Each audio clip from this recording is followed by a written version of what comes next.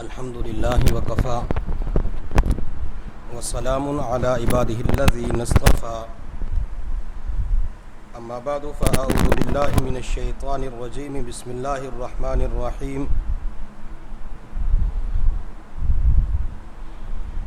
الف لام میم ذلك الكتاب لا ريب فيه هدى للمتقين الذين يؤمنون بالغيب ويقيمون الصلاة ومما رزقناهم ينفقون سبحان ربك رب العزة عما يصفون وسلام على المرسلين والحمد لله رب العالمين اللهم صل على سيدنا محمد وعلى آل سيدنا محمد وبارك وسلم اللهم صل على سيدنا محمد وعلى آل سيدنا محمد وبارك وسلم اللهم صل على سيدنا محمد وعلى آل سيدنا محمد وبارك وسلم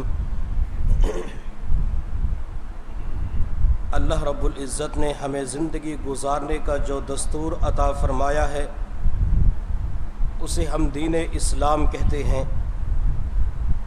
یہ دین اسلام چند اہم بڑے بڑے شعبوں پر مشتمل ہے۔ اعتقادات، عبادات، اخلاقیات، معاملات، حدود، قصاص، تعزیرات وغیرہ یہ دین اسلام کے اجزاء ترکیبیہ ہیں۔ ان تمام شعبوں کے اندر سب سے زیادہ اہمیت وہ اعتقادات کو ہے کہ انسان کا عقیدہ درست ہونا چاہیے۔ اگر انسان کا عقیدہ درست ہو، عمل بے شک مختصر ہو، پروردگار ذوالجلال بندے کو بہت کچھ عطا فرماتے ہیں۔ حضرت داؤد علیہ السلام نے ایک مرتبہ عرض کہ اللہ مجھے میزان کا ترازو دکھا دیجئے۔ پروردگار ذوالجلال نے فرمایا میرے پیارے داؤد، آپ کی آنکھوں کے اندر وہ طاقت نہیں جو میرے میزان کے ترازو کو دیکھ سکے۔ حضرت داؤد علیہ السلام نے پھر عرض کیا اللہ ایک مرتبہ تو دکھا دیجئے۔ پروردگار ذوالجلال نے میزان کے ترازو کا ایک پلڑا دکھا دیا جو مشرق سے لے کر مغرب تک کا بڑا تھا۔ حضرت داؤد علیہ السلام نے جب اتنے بڑے پلڑے کو دیکھا تو بے ہوش ہو کر زمین پر گر پڑے۔ تھوڑی دیر کے بعد ہوش آیا تو عرض کیا اللہ کس بندے کے اندر ہمت ہے جو اتنے بڑے پلڑے کو نیک اعمال سے بھر سکے۔ پروردگار ذوالجلال نے فرمایا میرے پیارے داؤد، جب میں کسی بندے سے راضی ہو جاتا ہوں میں اس کے عقیدے کو دیکھتا ہوں، اس کی نیت کو دیکھتا ہوں، تو اتنے بڑے پلڑے کو میں کھجور کے ایک دانے سے بھر دیتا ہوں۔ تو عقیدے کی درستگی کے اوپر اعمال کی قبولیت کا دار و مدار ہے۔ اور اگر عقیدے کے اندر فساد اور بگاڑ پیدا ہو جائے، عمل بظاہر کتنا ہی قیمتی کیوں نہ ہو، اس عمل کی کوئی قیمت اور وزن پروردگار ذوالجلال کے ہاں مچھر کے پر کے برابر بھی نہیں ہوتی۔ اعتقادات کے بعد عبادات کا نمبر آتا ہے۔ عبادات کے اندر نماز، روزہ، زکوٰۃ، حج وغیرہ یہ عبادات کے دائرے کے اندر شمار ہوتے ہیں، لیکن ان سب میں زیادہ اہمیت وہ نماز کو ہے۔ ہم جب قرآن عظیم و شان کی تلاوت کرتے ہیں تو سورہ بقرہ کے بالکل اوائل میں شروع کے اندر پروردگار ذوالجلال نے متقین لوگوں کی صفات بیان فرمائی کہ متقی کون ہوتے ہیں؟ الذین یؤمنون بالغیب، جو بن دیکھے ایمان لاتے ہیں، ویقیمون الصلاۃ، اور نماز کو قائم کرتے ہیں۔ تو گویا کہ ایمان لانے کے بعد سب سے بڑا عمل قرآن عظیم و شان کی زبان میں نماز کا پڑھنا بتلایا گیا ہے۔ اور جب دوسری طرف قرآن عظیم و شان کا مطالعہ کرتے ہیں، قرآن عظیم و شان کی آخر میں سورۃ القیامہ کے اندر پروردگار ذوالجلال نے فرمایا فلا صدق ولا صلی، کہ نہ تو اس بندے نے تصدیق کی، یعنی نہ تو وہ بندہ ایمان لے کے آیا اور نہ اس بندے نے نماز پڑھی۔ تو گویا کہ ایمان نہ لانے کے بعد سب سے بڑا جرم، سب سے بڑا گناہ وہ نماز کا نہ پڑھنا بتلایا گیا ہے۔ حضور صلی اللہ علیہ وسلم نے فرمایا کہ جو بندہ 5 وقت کی نماز 40 دن تک تکبیر اولیٰ کے ساتھ ادا کرتا ہے، اللہ تعالیٰ اس کو 2 پروانے عطا فرماتے ہیں، ایک جہنم سے چھٹکارا اور دوسرا نفاق سے بری۔ یہ بندہ منافق ہو کر نہیں مرے گا، اور قیامت کے دن پروردگار ذوالجلال اس نمازی بندے کو جہنم کی آگ کے اندر نہیں ڈالیں گے۔ ہم دنیا کے اندر دیکھتے ہیں جب والد اپنے بیٹے سے کہتے ہیں کہ بیٹا یہ کام کر لو، اگر بیٹا کام نہ کرے تو والد ناراض ہو جاتا ہے۔ استاد اپنے شاگرد سے کہتا ہے کہ یہ کام کر لو، اگر شاگرد وہ کام نہ کرے تو استاد ناراض ہو جاتا ہے۔ مالک اپنے نوکر ملازم سے کہتا ہے کہ یہ کام کر لو، اگر وہ کام نہ کرے تو مالک ناراض ہو جاتا ہے۔ دوسری مرتبہ کہتے ہیں کہ بیٹا یہ کام کر لو، اگر وہ کام نہ کرے تو ہم ناراضگی کا اظہار کرتے ہیں۔ ہم تیسری مرتبہ کہتے ہیں کہ بیٹا یہ کام کر لو، مالک اپنے نوکر سے کہتے ہیں کہ بھائی یہ کام کر لو، اگر وہ کام نہ کرے مالک اپنے نوکر کو ملازمت سے فارغ کر دیتا ہے، اس کی چھٹی کر دیتا ہے، اور استاد شاگرد کی پٹائی شروع کر دیتا ہے۔ والد اپنے نافرمان بیٹے کو گھر سے نکال دیتا ہے کہ میں نے تجھے 3 مرتبہ کہا کہ یہ کام کر لو، تو نے میری بات کے اوپر عمل ہی نہیں کیا، میری بات کے اوپر کوئی توجہ نہیں کی۔ اور بعض مرتبہ والد اپنے بیٹے سے ناراض ہو کر آگ کر دیتا ہے، اخبارات کے اندر اشتہار لگوا دیتے ہیں کہ آج کے بعد میرا بیٹا مجھ سے آگ ہو چکا ہے، میرا اور بیٹے کا تعلق ختم ہو چکا ہے۔ وجہ کیا ہے؟ والدین اپنی نافرمان اولاد کو گھر سے کیوں نکال دیتے ہیں، اس کو آگ کیوں کر دیتے ہیں؟ چونکہ بیٹے نے اپنے والد کی بات نہیں مانی۔ آج دنیا کے اندر دنیا والوں کا معاملہ تو یہ ہے، جبکہ میرے پروردگار ذوالجلال نے قرآن عظیم الشان میں 1 مرتبہ نہیں، 2 مرتبہ نہیں، 10 مرتبہ نہیں، بلا مبالغہ سینکڑوں مرتبہ حکم دیا ہے کہ میرے بندوں نماز پڑھو، میرے بندوں نماز پڑھو۔ اگر اب بھی کوئی بندہ نماز پڑھنے کے لیے مسجد کے اندر نہیں آتا تو سوچئے پروردگار ذوالجلال کو کتنا جلال آتا ہوگا۔ اور اللہ تعالیٰ نے صرف اسی کے اوپر اکتفا نہیں فرمایا کہ قرآن عظیم الشان کے اندر حکم دے دیا، بلکہ پروردگار ذوالجلال نے ایک کام اور کر لیا کہ جب نماز کا وقت قریب آ جاتا ہے، اللہ تعالیٰ نے اپنے بندوں میں سے بعض بندوں کی ڈیوٹیاں لگا دی کہ میرے بندوں تم میں سے کوئی ایک بندہ اونچی جگہ پہ کھڑے ہو کر اپنے کانوں کے اندر انگلیاں ڈال کے اونچی آواز سے اعلان کرے، اونچی آواز سے آذان دینا شروع کر دے، اللہ اکبر اللہ اکبر، حی علی الصلاۃ حی علی الفلاح، لوگو آؤ نماز کی طرف، آؤ کامیابی کی طرف۔ اگر اب بھی کوئی بندہ مؤذن کی آذان کی آواز سن کر مسجد کا رخ نہیں کرتا، خواتین مصلی کی جانب نہیں بڑھتی، تو سوچئے پروردگار ذوالجلال کو کتنا جلال آتا ہوگا۔ اور اللہ تعالیٰ نے صرف اسی کے اوپر اکتفا نہیں فرمایا کہ قرآن کے اندر حکم دے دیا، مؤذنین کی ڈیوٹیاں لگا دی، بلکہ جب جماعت کھڑی ہو جاتی ہے اس وقت پروردگار ذوالجلال نے اپنے بعض بندوں کی ڈیوٹیاں لگا دی کہ میرے بندوں جب جماعت کی نماز کھڑی ہو جائے اس وقت تم میں سے کوئی ایک بندہ تکبیر کہے، اللہ اکبر اللہ اکبر اللہ اکبر اللہ اکبر، حی علی الصلاۃ حی علی الفلاح، قد قامت الصلاۃ، لوگوں نماز کھڑی ہو چکی ہے، آؤ نماز کی طرف، آؤ کامیابی کی طرف۔ اگر اب بھی کوئی بندہ نماز پڑھنے کے لیے مسجد کے اندر نہیں آتا، مسجد کا رخ نہیں کرتا، تو سوچئے پروردگار ذوالجلال کو کتنا جلال آتا ہوگا۔ ہم دنیا کے اندر کوئی بھی نیک عمل کرتے ہیں تو اس کا اثر بندے کی ذات کے اوپر پڑتا ہے۔ ہم زکوٰۃ ادا کرتے ہیں، زکوٰۃ کیوں دیتے ہیں؟ تاکہ بندے کے اندر سے بخل ختم ہو جائے۔ ہم رمضان المبارک کے روزے رکھتے ہیں، کیوں رکھتے ہیں؟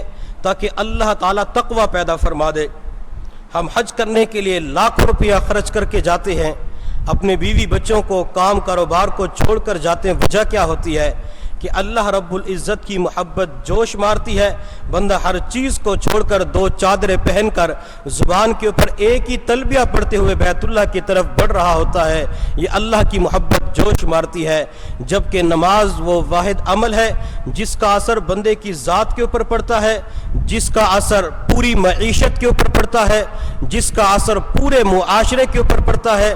جس کا اثر آسمان چاند ستاروں کے اوپر پڑتا ہے، جس کا اثر بادلوں کے اوپر پڑتا ہے۔ کیسے اثر پڑتا ہے؟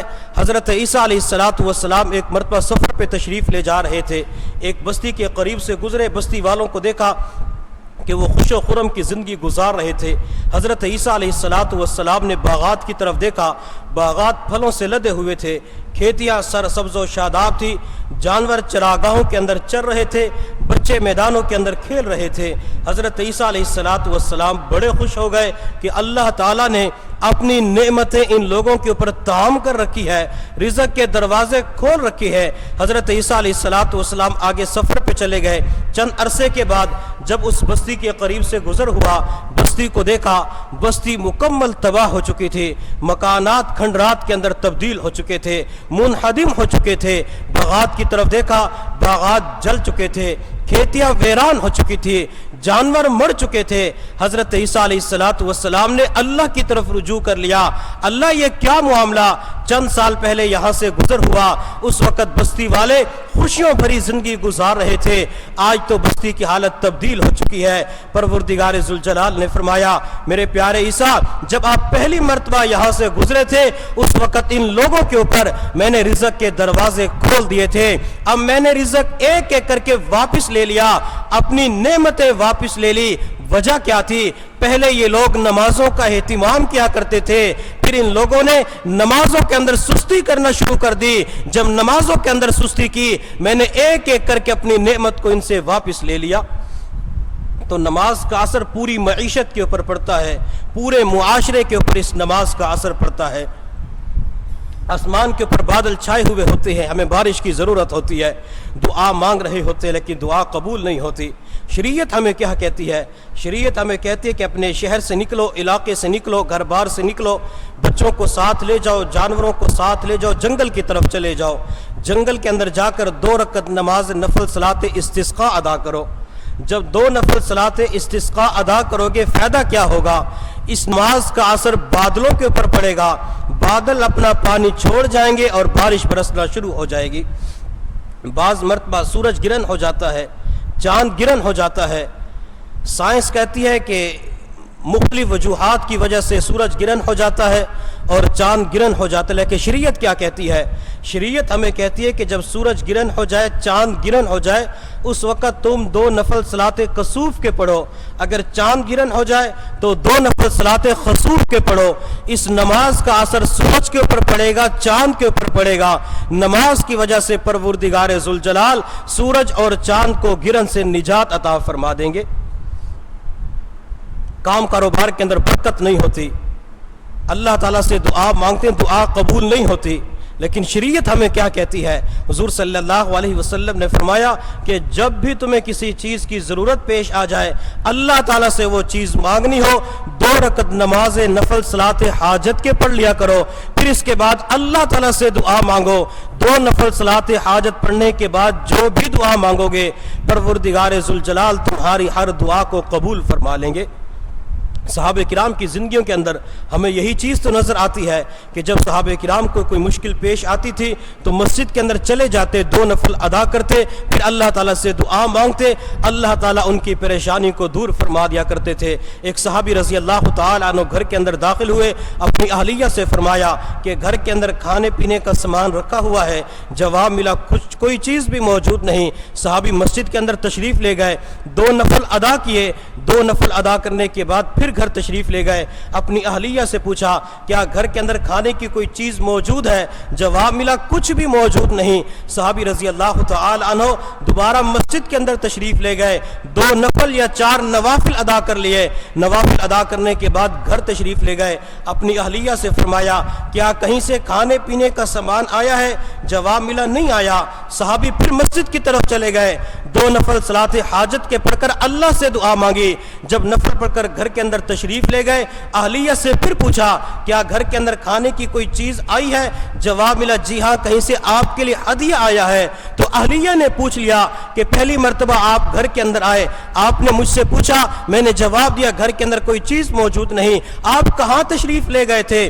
دوسری مرتبہ آئے, پھر آپ تشریف لے گئے, کہاں تشریف لے گئے تھے؟ صحابی رضی اللہ تعالی عنہ نے جواب دیا میں نے اللہ کی بارگاہ کے اندر 2 نفل پڑھے, نفل پڑھنے کے بعد اللہ سے دعا مانگی. جب میں گھر کے اندر آیا آپ نے مجھے بتلایا کہ گھر کے اندر کوئی چیز موجود نہیں, تو اس وقت میں نے سوچا کہ میری نماز کے اندر کمزوری ہو سکتی ہے, میری نماز کے اندر کمی ہو سکتی ہے, ورنہ پروردگار ذوالجلال تو نماز کے بعد بندوں کی دعاؤں کو ضرور قبول فرماتے ہیں. میں نے نماز کی کمی کو محسوس کر لیا, مسجد کے اندر چلا گیا, 3 دفعہ نوافل ادا کر لیے, تو اللہ تعالیٰ نے میری دعا کو قبول فرما لیا. تو نماز کی وجہ سے کائنات کی ہر چیز متاثر ہوتی ہے, تو ہمیں نمازوں کا اہتمام کرنا چاہیے. اور جو لوگ نمازوں کا اہتمام نہیں کرتے, نمازیں چھوڑ دیتے ہیں, ان لوگوں کے لیے حضور صلی اللہ علیہ وسلم نے بد دعا فرمائی. آپ صلی اللہ علیہ وسلم نے اپنی پوری زندگی کے اندر کسی کے لیے بد دعا نہیں فرمائی سوائے چند اشخاص کے. غور کریں, حضور صلی اللہ علیہ وسلم طائف کے میدان میں تشریف لے گئے. آپ صلی اللہ علیہ وسلم نے طائف والوں کو دین کی دعوت دی. ان لوگوں نے آپ صلی اللہ علیہ وسلم کے ساتھ جو سلوک کیا وہ آج ہم سب کے سامنے ہیں. حضور صلی اللہ علیہ وسلم کے جسم مبارک کو لہولہان کر دیا گیا. آپ صلی اللہ علیہ وسلم کے نعلین مبارک خون سے بھر چکے تھے. عجیب بے کسی و بے چارگی کا عالم تھا. مجبوراً ایک باغ کے اندر پناہ لینی پڑی. اللہ کو بھی جلال آیا, فرشتے کو بھیجا, جاؤ میرے محبوب سے کہہ دے اگر وہ چاہیں میں طائف والوں کو 2 پہاڑوں کے درمیان کچل ڈالوں. فرشتہ آیا, پیغام پہنچایا. حضور صلی اللہ علیہ وسلم نے انتقامی جذبات کا اظہار نہیں فرمایا. حضور صلی اللہ علیہ وسلم نے بالکل نہیں کہا اللہ تیرے دین کی خاطر مجھے ستایا گیا, اللہ تیرے دین کی خاطر مجھے تکالیف پہنچائی گئی, ایک بات بھی نہیں کہی, بلکہ حضور صلی اللہ علیہ وسلم نے طائف والوں کے لیے دعا کر دی, اللہم اہد قومی فانہم لا یعلمون, اللہ میری قوم کو ہدایت دے دے, میری قوم جانتی نہیں ہے. آپ صلی اللہ علیہ وسلم نے طائف والوں کو بد دعا ہرگز نہیں بلکہ ان کے لیے دعا فرما دی. دوسرا منظر, آپ صلی اللہ علیہ وسلم احد کے میدان کے اندر تھے, صحابہ کرام کی صفوں کو درست کر رہے تھے. آپ صلی اللہ علیہ وسلم کفار کے بالکل سامنے کھڑے ہوئے تھے.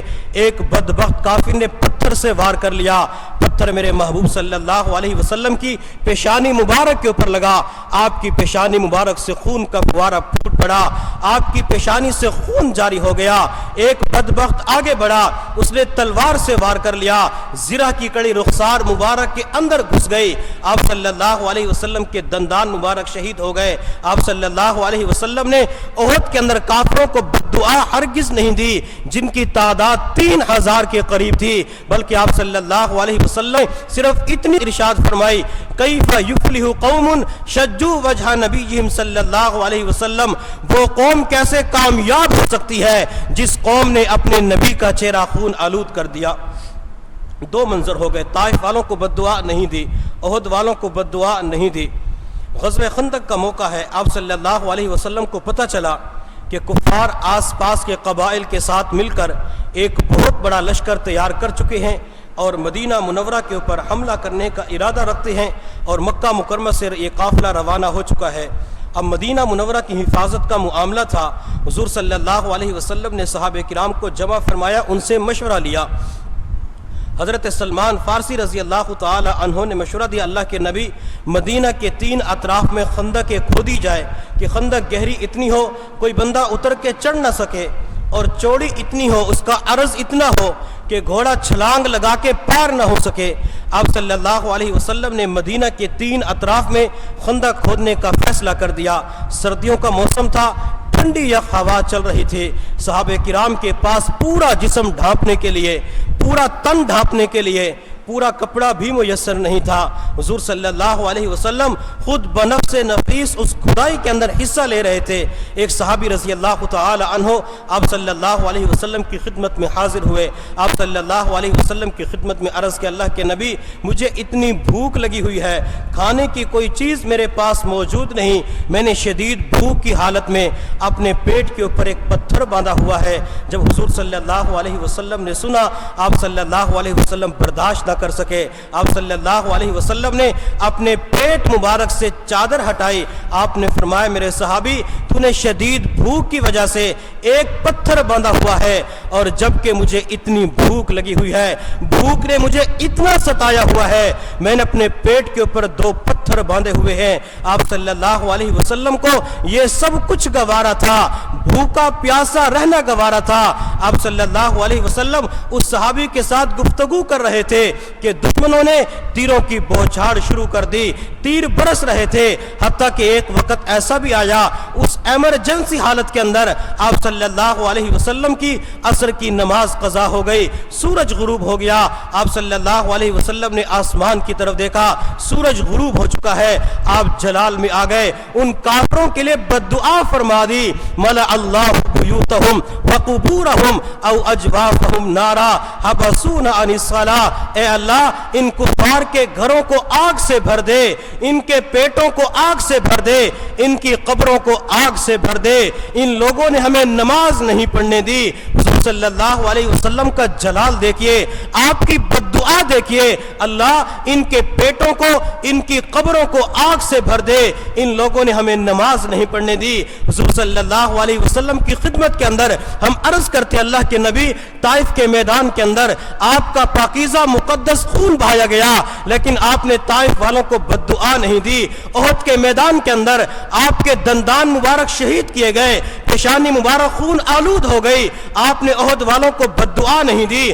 خندق کے موقع پر آپ ان کافروں کو بد دعا کیوں دے رہے ہیں؟ حضور صلی اللہ علیہ وسلم ارشاد فرماتے ہیں، جی ہاں، طائف کے میدان میں تو میرا خون بہایا گیا تھا، احد کے میدان کے اندر تو میرے دندان شہید کیے گئے تھے، یہاں تو میرے رب کا حکم ٹوٹ چکا ہے، ان لوگوں نے مجھے نماز نہیں پڑھنے دی۔ تو نماز نہ پڑھنے والوں کے بارے میں حضور صلی اللہ علیہ وسلم نے جلال کا اظہار فرمایا، بد دعا فرما دی۔ آپ صلی اللہ علیہ وسلم مکہ مکرمہ کے اندر تھے، بیت اللہ کے بالکل سامنے مطاف کے اندر آپ لمبا سجدہ کیا کرتے تھے۔ ایک مرتبہ سجدے کی حالت میں تھے، اس وقت مکہ کے بڑے بڑے سردار ابو جہل، عتبہ، شیبہ، ولید، عقبہ بن ابی معیط یہ وہاں پر موجود تھے۔ ابو جہل کہنے لگا کہ ہے کوئی تم میں سے ایسا بندہ جو چلا جائے اور مکہ کے اطراف میں جو اونٹنیاں ذبح ہو چکی ہیں ان کی اوجڑیاں اور بچہ دانیاں اٹھا کے لے آئے۔ یہ بخاری شریف کی روایت ہے۔ ابو جہل نے کہا کہ چلا جائے، وہ اٹھا کے لے آئے، اور حضور صلی اللہ علیہ وسلم کی طرف اشارہ کر دیا کہ اس شخص کے کندھے پہ ڈال دے، ہمارے سامنے لمبا سجدہ کرتا ہے۔ عقبہ بن ابی معیط بدبخت کھڑا ہو گیا اور چلا گیا۔ مکہ کے اطراف کے اندر جو اونٹنیاں ذبح ہو چکی تھی ان کی اوجڑیاں اٹھا کے لے آیا۔ حضور صلی اللہ علیہ وسلم ابھی سجدے کی حالت میں تھے، اس بدبخت نے وہ ساری گندگی میرے محبوب صلی اللہ علیہ وسلم کے جسم عطر کے اوپر ڈال دی۔ آپ صلی اللہ علیہ وسلم کے لیے سجدے سے سر اٹھانا مشکل ہو گیا، سر نہ اٹھا سکے۔ آپ خود اندازہ لگائیں کہ وہ محبوب جس کے جسم سے عمدہ خوشبو آیا کرتی تھی، جن کے پسینے سے گلاب کی خوشبو آیا کرتی تھی، آج اسی محبوب کے جسم عطر کے اوپر یہ ساری گندگی ڈال دی گئی۔ حضرت زینب رضی اللہ تعالی عنہ جب وہاں پہنچی برداشت نہ کر سکے۔ حضرت زینب نے کافروں کی طرف، سرداروں کی طرف دیکھ کر کہا، او مکہ والو، میرے ابا جان کے ساتھ یہ ظلم کیوں کیا جاتا ہے؟ کبھی ان کے راستے کے اندر کانٹے بچھائے جاتے ہیں، کبھی پتھر مار مار کر جسم مبارک لہولہان کر دیا جاتا ہے، کبھی کانٹے بچھائے جاتے ہیں، اور کبھی چہرے کے اوپر تھوک ڈال دیا جاتا ہے۔ آج تو تم نے ظلم و بربریت کی انتہا کر دی۔ میرے والد نماز پڑھ رہے تھے، سجدے کی حالت میں تھے، تم نے سجدے کی حالت میں یہ ساری گندگی ڈال دی۔ حضرت زینب رضی اللہ تعالی عنہا نے رو کر آنکھوں سے آنسو بہا کر اس گندگی کو اپنے ہاتھوں کے ساتھ دور کیا۔ حضور صلی اللہ علیہ وسلم نے سجدے سے سر اٹھایا، جلال میں آ چکے تھے، چہرے مبارک سرخ ہو چکا تھا، آسمان کی طرف دیکھا، آپ نے ان بدبختوں کے لیے بد دعا فرما دی۔ آپ صلی اللہ علیہ وسلم نے بد دعا دیتے ہوئے کہا اللہم علیک بی جہل، اللہم علیک بعتبہ، اللہم علیک بالولید، اللہم علیک بعقبۃ بن ابی معیط۔ اے اللہ ابو جہل کو پکڑ لے، اللہ عتبہ کو پکڑ لے، اللہ شیبہ کو پکڑ لے، اللہ عقبہ بن ابی معیط کو پکڑ لے۔ حضور صلی اللہ علیہ وسلم نے بد دعا دی، آپ صلی اللہ علیہ وسلم کی بد دعا قبول ہو گئی۔ بدر کے میدان کے اندر یہ سارے سردار ظلم کا شکار ہو چکے تھے، حتیٰ کہ ابو جہل جو بڑا ظالم بنا پھرتا تھا، سردار بنا ہوا تھا، دو چھوٹے بچوں کے ہاتھوں، معوذ اور معاذ کے ہاتھوں بدر کے میدان کے اندر قتل ہو گیا، باقی سردار بھی قتل ہو گئے۔ آپ صلی اللہ علیہ وسلم نے بد دعا کیوں دی تھی؟ چونکہ آپ صلی اللہ علیہ وسلم نماز پڑھ رہے تھے، سجدے کی حالت میں تھے، یہ سارے سردار آپ کی نماز کے اندر مخل ہو گئے۔ آپ کی نماز کے اندر جب خلل ڈالا گیا، آپ صلی اللہ علیہ وسلم برداشت نہ کر سکے اور ان لوگوں کے لیے آپ صلی اللہ علیہ وسلم نے بد دعا فرما دی۔ مدینہ منورہ کا واقعہ، آپ صلی اللہ علیہ وسلم مصلی کے اوپر کھڑے ہو چکے تھے، پیچھے سے اقامت کہی جا چکی تھی، آپ صلی اللہ علیہ وسلم نے پیچھے مڑ کے دیکھا تو نمازیوں کی تعداد کم تھی۔ آپ صلی اللہ علیہ وسلم نے صحابہ کرام کو فرمایا میرے صحابہ، میرا جی چاہتا ہے اپنے مصلی کے اوپر کسی اور بندے کو کھڑا کر دوں، چند نوجوانوں کو ساتھ لے لوں اور ان لوگوں کے گھروں کو آگ لگا دوں جو گھروں کے اندر نماز پڑھتے ہیں، نماز پڑھنے کے لیے مسجد کے اندر نہیں آتے، لیکن کیا کروں، گھر کے اندر بچے ہوتے ہیں، جانور ہوتے ہیں، آگ لگا نہیں سکتا۔ اب حضور صلی اللہ علیہ وسلم نے چاہت کا اظہار کیا، تمنا کا اظہار کیا کہ جو لوگ نماز نہیں پڑھتے یا نماز گھروں کے اندر پڑھ لیتے، مسجد کے اندر نہیں آتے، میں ان کے گھروں کو آگ لگا دوں۔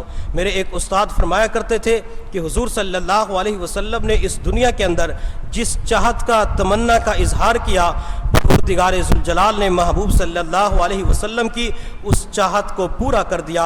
حضور صلی اللہ علیہ وسلم کی چاہت تھی کہ جو لوگ نماز نہیں پڑھتے، جن کی اولادیں نماز نہیں پڑھتی یا خواتین نماز نہیں پڑھتی، ان کے گھروں کو آگ لگا دو۔ آج حضور صلی اللہ علیہ وسلم کی یہ بات پوری ہو چکی ہے۔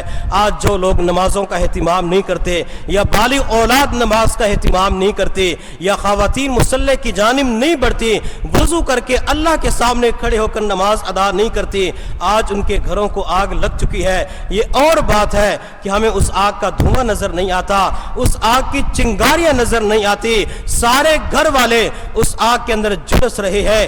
کون سی آگ لگی ہوئی ہے؟ آج کسی گھر کے اندر پریشانیوں کی آگ لگی ہوئی ہے، کسی گھر کے اندر قرضوں کی آگ لگی ہوئی ہے، کسی گھر کے اندر بیماریوں کی آگ لگی ہوئی ہے، کسی گھر کے اندر بچے بات نہیں مانتے، اولاد نافرمان بن چکی ہے، یہ بھی تو آگ لگی ہوئی ہے۔ بعض مرتبہ بیوی نافرمان بن جاتی ہے یا خاوند بیویوں کے حقوق ادا نہیں کرتے، بیویوں کی باتوں کو پورا نہیں کرتے، یہ آگ لگ چکی ہے۔ اگر ہمارے گھروں کے اندر پریشانیوں کی آگ لگی ہوئی ہے، لڑائی جھگڑوں کی آگ لگی ہوئی ہے، اولاد نافرمان بن چکی ہے، گھر کے خرچے پورے نہیں ہوتے، کام کاروبار نہیں چل رہا، شریعت و سنت کے مطابق زندگی گزارنے کی توفیق نہیں ملتی، انسان سب سے پہلے اپنے اعمال کے اوپر غور کر لیا کرے، نمازوں کے اوپر توجہ کر لیا کرے۔ اگر نمازوں کے اندر سستی ہے، نمازوں کو پورا کر لیا کرے تاکہ پروردگار ذوالجلال ان پریشانیوں سے نجات عطا فرما دے۔ اور آج ہمارا حال یہ ہوتا ہے، جو مدارس کے اندر طلباء پڑھتے ہیں یا طالبات پڑھتی ہیں، مدارس کے اندر چھٹیاں ہوتی ہیں، ایک مہینے کی چھٹی ہو گئی یا ایک ہفتے کی چھٹی ہو گئی یا جمعہ کے دن جو چھٹی ہوتی ہے، تو چھٹی کے ساتھ طلباء طالبات ہر چیز کی چھٹی کر لیتے ہیں۔ پڑھائی کی بھی چھٹی ہو گئی، ادھر سے نماز کی چھٹی ہو گئی، ادھر سے تلاوت کی چھٹی ہو گئی، ادھر سے ذکر و اذکار کی چھٹی ہو گئی۔ جو ہی گھر کے اندر جا کر کتابیں وغیرہ رکھتے ہیں یا اپنی کتابیں دوسری چیزیں رکھ لیتے ہیں تو اس کے بعد ہر چیز کی چھٹی کر لیتے، نمازوں کا اہتمام نہیں کرتے، تلاوت کا اہتمام نہیں کرتے، ذکر و اذکار کی پابندی نہیں کرتے۔ انسان جب بھی گھر کے اندر چلا جائے، چھٹیاں ہو جائے، عزیز طالبات، عزیز طلباء، تو گھر کے اندر جا کر نیک اعمال کی پابندی زیادہ کرنی ہوتی ہے، نیک اعمال کا اہتمام زیادہ کرنا ہوتا ہے۔ جب انسان پڑھائی کے اندر مصروف ہوتا ہے، ہر وقت انسان تعلیم و تعلم کے اندر مشغول ہوتا ہے، پڑھنے پڑھانے کے اندر مصروف ہوتا ہے، انسان زیادہ وقت عبادات کو نہیں دے سکتا۔ یہ چھٹیاں اسی لیے ہوتی ہے تاکہ انسان گھر کے اندر جا کر زیادہ عبادات کر سکے۔ پڑھائی کے زمانے کے اندر تہجد کا اہتمام نہیں تھا، جب مدرسے کے اندر سے چھٹیاں ہو چکی ہے یا سکول کالج کے اندر چھٹیاں ہو جاتی ہے، انسان اپنے گھر کے اندر تہجد کا اہتمام شروع کر دے۔ پہلے اشراق چاشت کی پابندی نہیں تھی، اب چھٹیاں ہو چکی ہے، وقت مل چکا ہے، انسان نوافل کا اہتمام ادا کر لے۔ جب انسان نوافل کا اہتمام کر لیتا ہے، ذکر و اذکار کی پابندی کر لیتا ہے، ذکر و اذکار کی پابندی کی وجہ سے انسان کی زندگی کے اندر سے فرض نہیں نکلتے۔ جب بھی کسی بندے کی زندگی کے اندر سے فرض نکلنا شروع ہو جاتے ہیں، نمازوں کے اندر سستی ہوتی ہے، سب سے پہلے شیطان انسان کو ذکر و اذکار کے اندر سستی کرواتا ہے، سنتوں سے محروم کرتا ہے۔ جب انسان سنتیں ترک کر دیتا ہے تو انسان فرائض سے محروم کر دیا جاتا ہے۔ ملا علی قاری رحمۃ اللہ علیہ فرمایا کرتے تھے کہ جب بھی کوئی انسان مستحبات کو چھوڑتا ہے، مستحبات کو چھوڑنے کی وجہ سے اللہ تعالیٰ سنتوں سے محروم کر دیتے ہیں۔ جب بندہ سنتیں چھوڑنا شروع کر دیتا ہے، اللہ تعالیٰ واجبات سے محروم کر دیتے ہیں۔ جب بندہ واجبات کو چھوڑتا ہے تو پھر فرائض کے اندر سستی شروع ہو جاتی ہے، اللہ فرائض سے بندے کو محروم کر دیتے ہیں، اور جب بندہ فرائض کو چھوڑنا شروع کر دیتا ہے تو بندے کے ایمان کا خطرہ ہو جاتا ہے۔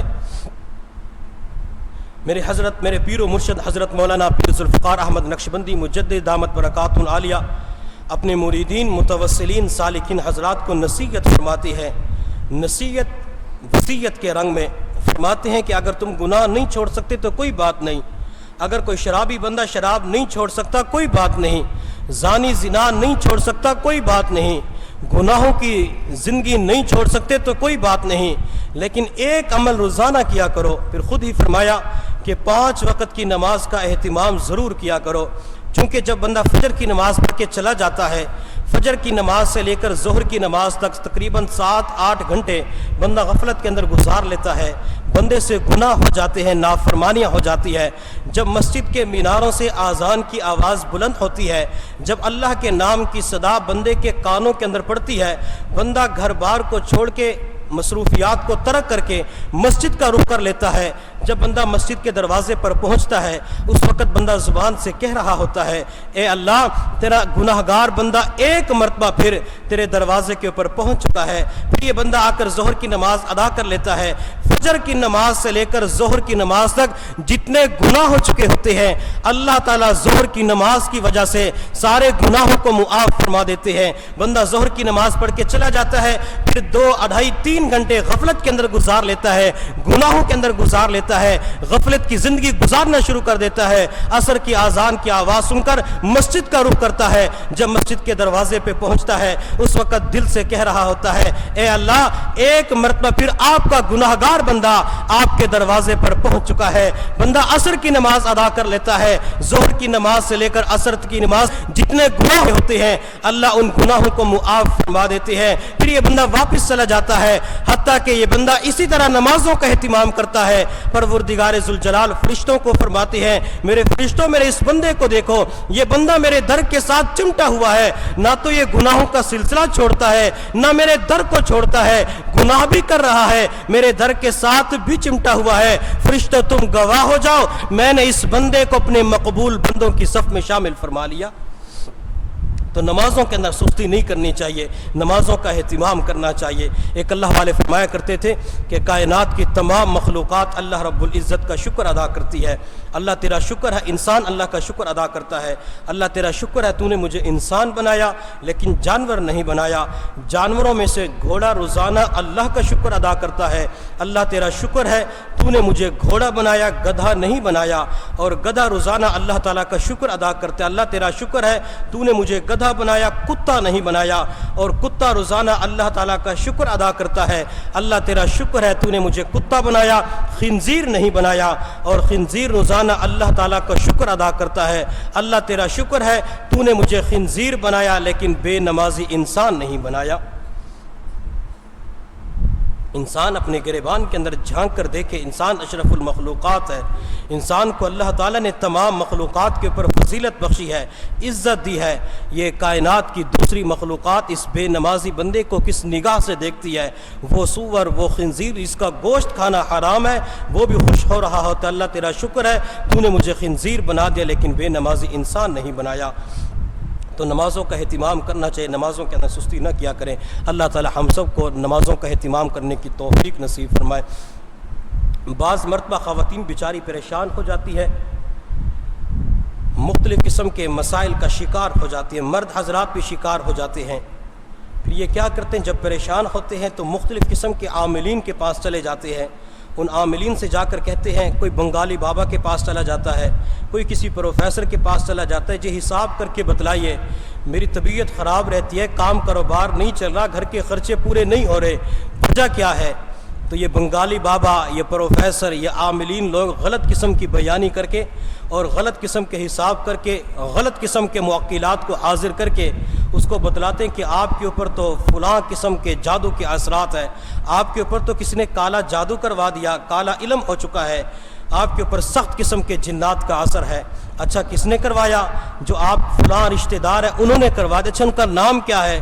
یہ عاملین لوگ، چاہے بنگالی بابا ہو یا پروفیسر ہو، کوئی بھی عامل ہو، کبھی بھی کسی کا نام ہرگز نہیں بتلائے گا۔ ہاں یہ بتلائے گا کہ اس عورت کا قد چھوٹا ہوگا، اس کا قد بڑا ہوگا، جسامت کے اعتبار سے کمزور ہوگی یا فربا جسم ہوگا، اس حوالے سے وہ بات بتلا دیں گے۔ خاندان کے اندر یہ تمام چیزیں عورتوں کے اندر پائی جاتی ہیں، مردوں کے اندر بھی پائی جائے، کسی کا قد چھوٹا ہوگا، کسی کا قد لمبا ہوگا، کوئی پتلا ہوگا تو کوئی موٹا ہوگا، اس حوالے سے بات کریں گے۔ جب آپ گھر کے اندر آئیں گے تو آپ سوچیں گے جی ہاں میری تو فلاں عورت سے نہیں بنتی، میری تو فلاں چچا سے نہیں بنتی، فلاں ماموں سے نہیں بنتی، لگتا یہ کہ اس نے میرے اوپر کچھ کروا دیا ہوگا۔ اور خواتین بھی اسی بات کو لے کے بیٹھ جاتی ہیں کہ لگتا یہ ہے کہ فلاں عورت نے میرے اوپر کچھ کروا دیا ہوگا۔ ساس یہ سمجھتی ہے کہ بہو نے کچھ کروا دیا ہوگا اور بہو یہ سمجھتی ہے کہ ساس نے کچھ کروا دیا ہوگا۔ اسی بات کو لے کر دل کے اندر محبتوں کی بجائے نفرتیں پیدا ہو جاتی ہے، ایک دوسرے سے تعلق ختم ہو جاتا ہے، بات چیت ختم ہو جاتی ہے،